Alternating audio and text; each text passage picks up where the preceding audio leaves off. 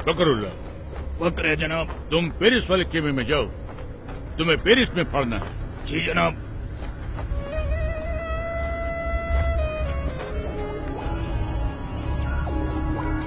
फकरुल्लाह। फकर है जनाब। तुम अमेरिका वाले खेमे में जाओ, तुमको अमेरिका में पढ़ना है। जनाब। फखरुल्लाह। फखर है जनाब। वो तो हमको भी है, तुम पर। तुम हमारे साथ आओ, तुमको हिंदुस्तान में पढ़ना है। मुझे हिंदुस्तान में शहीद नहीं होना जनाब।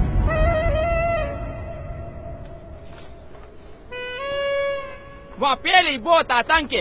एक साथ 2 बम फट जाए तो दूसरे की खबर वही दबा देते, ताकि जनता में अखरोट पैदा न हो। अखरोट नहीं बेवकूफ, आक्रोश। बाकी का टीआरपी नेता ले जाते। मुझे तो इंटरनेशनल न्यूज बनना है। Love in Paris, americano.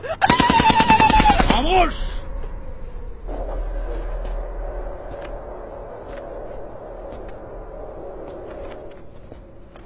बदअक्ल, बदशक्ल, बेवकूफ, नामाकूल, गुस्ताख।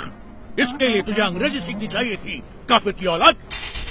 अब तुम 2 ही जगह पढ़ सकता है, या पाकिस्तान या हिंदुस्तान। हिंदुस्तान जनाब। अल्लाह, सुभान अल्लाह, बरकतुल्लाह, इंतामुल हक, अल्लाह, ओस्मा बिन लादेन, अल्लाह। आओ मेरे साथ।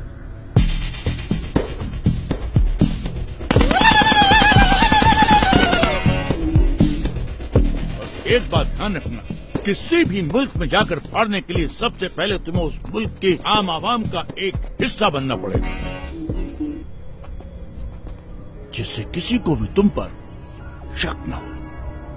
इसलिए सबसे पहले मैं तुम्हें एक सच्चे हिंदुस्तानी जैसा बनाऊंगा, और सच्चे हिंदुस्तानी जैसा बनने के लिए तुम्हें हिंदुस्तान की तवारीख यानी कि हिस्ट्री और वहां की रवायत जाननी होगी, और वो तुम्हें मैं न नहीं बताऊंगा, ये बताएगा।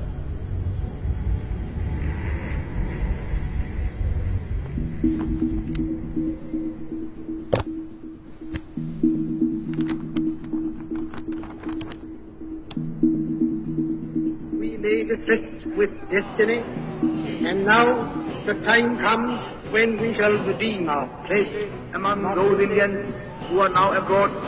I expect that Indians living in Axis countries or in कोई बड़ी बात नहीं है बिस्मिल साहब। बड़ी बात तो ये है कि जिस्म से टपका हुआ एक बूंद खून आने वाली नस्ल के सारे खून में उबाला ला सकता है या नहीं। तेरी फिजा में हम बन के हवा का झोंका किस्मत वालों को मिलता है। अशरफ अली, अशरफ अली, अशरफ अली।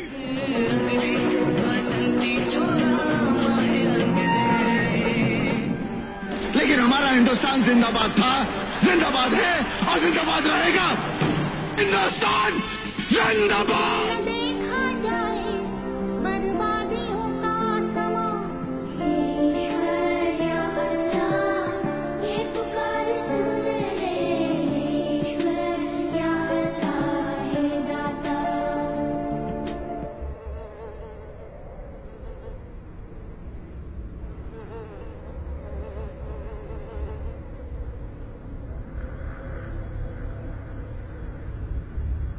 सुभान अल्लाह, अब तो एकदम हिंदुस्तानी जैसा लगता है।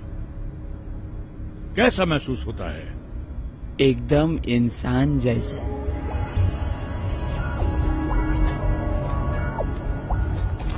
अब तू पढ़ने के लिए एकदम तैयार है।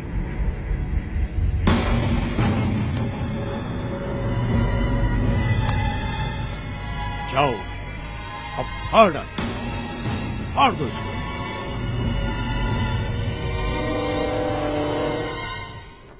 पंद्रह अगस्त 1947 सैकड़ों स्वतंत्रता सेनानी, जिसमें मुसलमान, हिंदू, सिख, ईसाई चारों कौम की शहादत के बाद भारत को आजादी मिली। एक ही तिरंगे के नीचे खड़ा होकर हम सब ने मिलकर भारत का संविधान बनाया, जिसमें जितना अधिकार एक हिंदू को दिया उतना ही अधिकार एक मुसलमान को, और उतना ही एक सिख और उतना ही एक ईसाई को दिया। एक ऐसा देश जो हर मजहब को जानता हो, पहचानता हो, अपना मानता हो।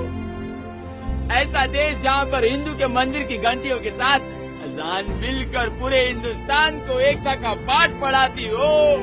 ऐसे देश पे कोई कैसे बम फाड़ सकता है? एक ऐसा देश जहाँ पर हिंदू और मुसलमान दोनों फांसी के तख्ते पर चढ़ गए हो, झूल गए हो। ऐसे देश पे बम कोई कैसे फाड़ सकता है? खामोश, नामाकुल, बदबक, गड़रिये की औलाद, काफिर।